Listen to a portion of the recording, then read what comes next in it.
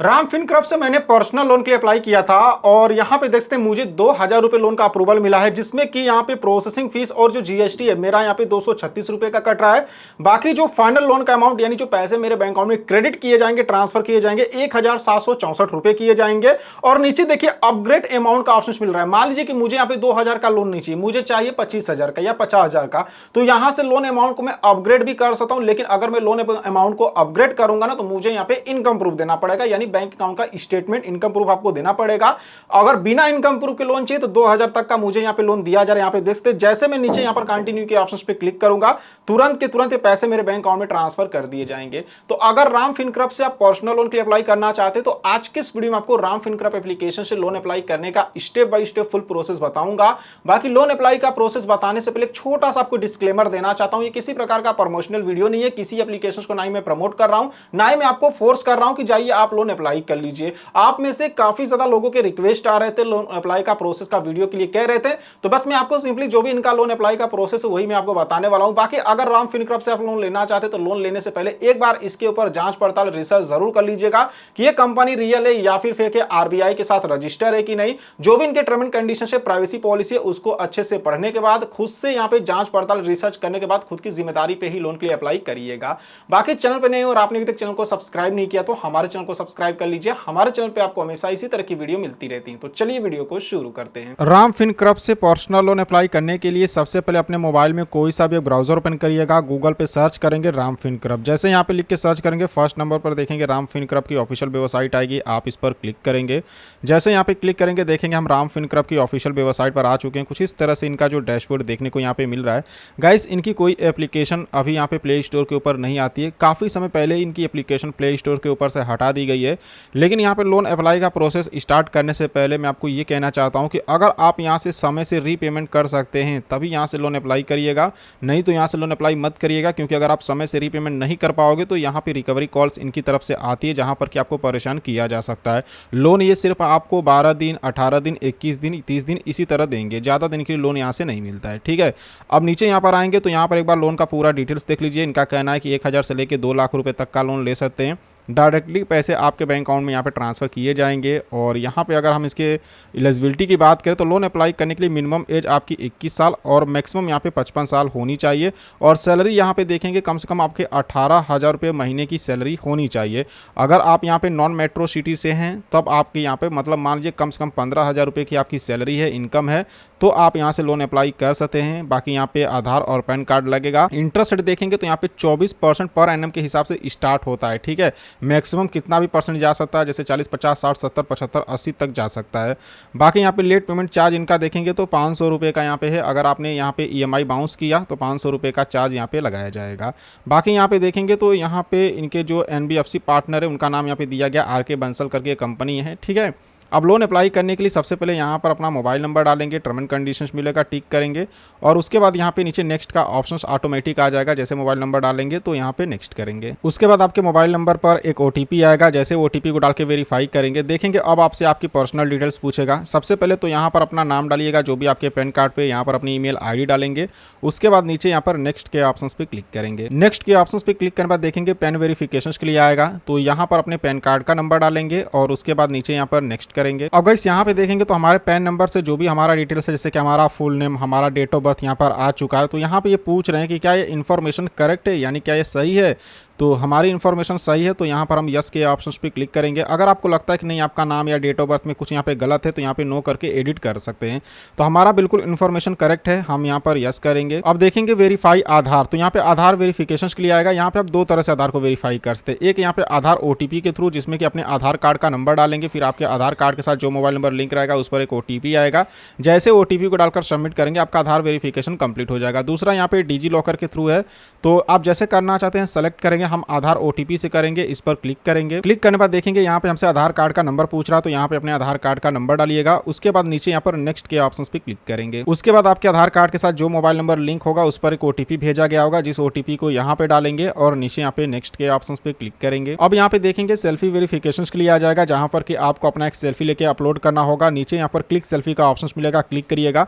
उसके बाद आपके मोबाइल का कैमरा ओपन हो जाएगा, फिर यहाँ पर आप अपनी एक अच्छी सी सेल्फी लेंगे और सेल्फी लेके अपलोड करेंगे। अब जैसे जैसे सेल्फी लेके अपलोड करेंगे, यहाँ पे देखेंगे लोन का पर्पस पूछ रहा है, यानी आप किस पर्पस किस रीजन से लोन ले रहे हैं, जैसे मेडिकल इमरजेंसी है, सैलरी डिले हो गया, पर्सनल इमरजेंसी है, जिस रीजन से ले रहे हैं यहाँ पे सेलेक्ट करेंगे। उसके बाद देखेंगे लोन का अमाउंट पूछ रहा है कि आपको कितना का लोन चाहिए, जैसे कि 10,000, 20,000, 25,000, जितना का लोन चाहिए यहाँ पे लोन अमाउंट डालेंगे। जैसे कि हमें 20,000 का लोन चाहिए तो हमने यहाँ पे 20,000 रुपये डाल दिया। लेकिन गाइस ऐसा जरूरी नहीं है कि अगर मैं 20,000 डाला हूँ तो मुझे 20,000 का ही लोन दिया जाएगा।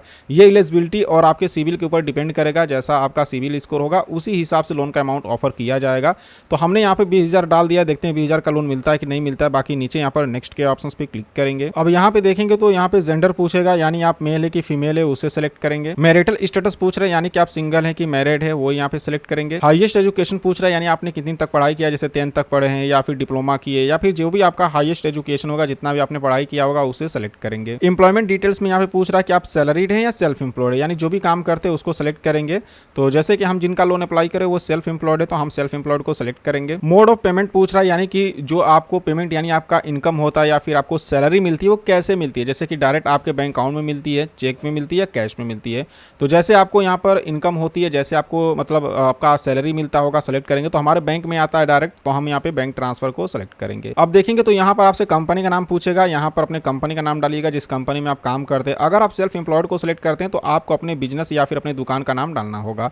तो चलिए यहाँ पर अपनी कंपनी का हम नाम डालते हैं और नीचे यहाँ पे नेक्स्ट करते हैं। अब यहाँ पे देखेंगे तो एम्प्लॉयमेंट डिटेल्स में यहाँ पे इंडस्ट्री पूछ रहा है, यानी किस इंडस्ट्री में आप काम करते हैं, जैसे कि इंफॉर्मेशनल टेक्नोलॉजी है, हेल्थ केयर है, एजुकेशन है या ई कॉमर्स, मतलब जो भी आपका इंडस्ट्री होगा जिसमें काम करते हैं उसे यहाँ पे सेलेक्ट करेंगे। यहाँ पे डेजिनेशन यानी पोस्ट पद पूछ रहा है कि आप किस पोस्ट किस पद पे काम करते हैं, जैसे कि यहाँ पे मैनेजर है, सीनियर मैनेजर है, सीईओ है, जो भी आपका पोस्ट होगा पद होगा जिस पर आप काम करते हैं उसे यहाँ पे सेलेक्ट करेंगे। अब यहाँ पर मंथली इनकम पूछ रहा है कि आपकी मंथली इनकम कितनी है, महीने में आप कितना कमाते हैं, जैसे कि 15,000, 20,000, 25,000, 50,000, जो भी आपकी महीने की इनकम होगी वो यहाँ पे डालेंगे और नीचे यहाँ पे नेक्स्ट करेंगे। वर्क का एक्सपीरियंस पूछ रहा है कि अभी आप जहाँ पे काम करते जो भी कंपनी में काम करते वहाँ पे काम करने का आपको कितने साल का एक्सपीरियंस है, जैसे कि 0 से 2 साल का समय हो चुका है, 2 से 5 साल, 5 से 8 साल या 8 से 10 साल या फिर 10 साल से ज़्यादा का समय हो चुका होगा। तो जितने साल का आपको एक्सपीरियंस होगा, जितने साल आपको काम करते हुए हो गए होंगे वो यहाँ पे सेलेक्ट करेंगे। यहाँ पे देखेंगे तो salary date, monthly income date पूछ रहा है, यानी महीने की कितनी तारीख को आपको सैलरी मिलती है, कितनी तारीख को आपका इनकम आता है, जैसे 1 तारीख, 2 तारीख, 3 तारीख, जितने तारीख को आता होगा यहाँ पर डेट को सेलेक्ट करेंगे। योर रेसिडेंट्स पूछ रहा है, मतलब कि अभी आप जहाँ पे रहते हैं, जिस घर में रहते हैं वो घर आपका खुद का है या फिर रेंट पे लेके रहते हैं, तो वो यहाँ पे सिलेक्ट करेंगे। जैसे हम खुद के घर में रहते हैं तो यहाँ पे हम ऑनर को सेलेक्ट करेंगे। अब यहाँ पे देखेंगे तो यहाँ पर आपका एड्रेस कंफर्म करने के लिए आएगा। तो देखते हैं यहाँ पे जो भी हमारा एड्रेस या हमारे डॉक्यूमेंट्स यानी हमारे आधार कार्ड से यहाँ पे इन्होंने ले लिया है। यहाँ पे नियर बाई यहाँ पे जो लैंडमार्क है वो आपको डालना होगा। ये ऑप्शनल है, आप चाहें तो डाल भी सकते हैं, नहीं तो इसे छोड़ भी सकते हैं। इसमें क्या डालना है कि जैसे कि अगर आप जहाँ पे रहते हैं जो भी आपका लोकेशन हो वहाँ पे कोई पॉपुलर जगह का नाम, जैसे कोई स्कूल हो गया या रोड का नाम है या फिर कोई मतलब चौराहे का नाम है, तो वो यहाँ पे डाल दीजिएगा। उसके बाद नीचे यहाँ पर नेक्स्ट के ऑप्शंस पे क्लिक करेंगे। फाइनली गाइस यहाँ पे देखेंगे हमारा जो लोन यहाँ पे अप्रूव हुआ है और यहाँ पे हमें 2,000 रुपये लोन का अप्रूवल मिला है। हमने 20,000 का लोन अप्लाई किया लेकिन 2,000 का ही अप्रूवल मिला हमारे सिविल के हिसाब से। और लोन टेनवर की बात करो तो 12 दिन की लोन दिया गया, वन टाइम रीपेमेंट, यानी एक ही बार में मुझे 12 दिन बाद इसका रीपेमेंट करना है। अब इस पैसे को अपने बैंक अकाउंट में ट्रांसफर करने के लिए नीचे यहाँ पर कंटिन्यू के ऑप्शन पे क्लिक करेंगे। क्लिक करने बाद देखेंगे यहाँ पे जो लोन हमारा अप्रूव हुआ है 2,000 का लोन है और इसमें जो मेरा प्रोसेसिंग फीस और जीएसटी लग रहा है 236 रुपये का है। और फाइनल लोन का अमाउंट यहाँ पे देख सकते हैं 1,764 रुपये, यानी 2,000 का लोन लेने पे 236 रुपये का प्रोसेसिंग फीस कटेगा और 1,764 रुपये हमारे खाते में आएंगे। और नीचे यहाँ पे रीपेमेंट डेट भी देख सकते हैं और रीपेमेंट अमाउंट में 2,240 रुपये का मुझे रीपेमेंट करना होगा, नीचे देख सकते हैं।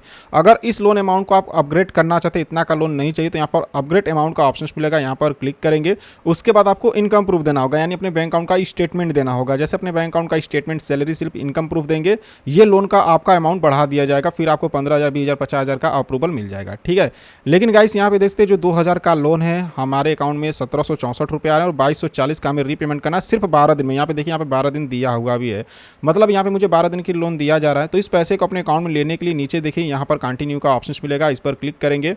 क्लिक करने बाद जो भी लोन का पैसा है आपको अपने बैंक अकाउंट का डिटेल्स देना होगा, बैंक अकाउंट डिटेल्स ऐड करेंगे। उसके बाद जो भी लोन का पैसा वो सीधे आपके बैंक अकाउंट में ट्रांसफर कर दिया जाएगा। तो इस तरह से राम फिनकॉर्प के द्वारा पर्सनल लोन के लिए अप्लाई कर सकते हैं। लेकिन गाइस मैं आपको अभी भी यहाँ पे लास्ट में कहना चाहूँगा कि अगर आप यहाँ पे समय से रीपेमेंट कर सकते हैं, यानी 12 दिन के लिए जैसे हमें लोन दिया जा रहा है, अगर आप 12 दिन में यहाँ पे रीपेमेंट कर सकते हैं तो अभी यहाँ पर आप लोन के लिए अप्लाई करिएगा, नहीं तो मत करिएगा। क्योंकि अगर आप समय से रीपेमेंट नहीं करेंगे तो इनकी तरफ से रिकवरी कॉल्स आएंगी जहाँ पर कि आपको परेशान किया जा सकता है।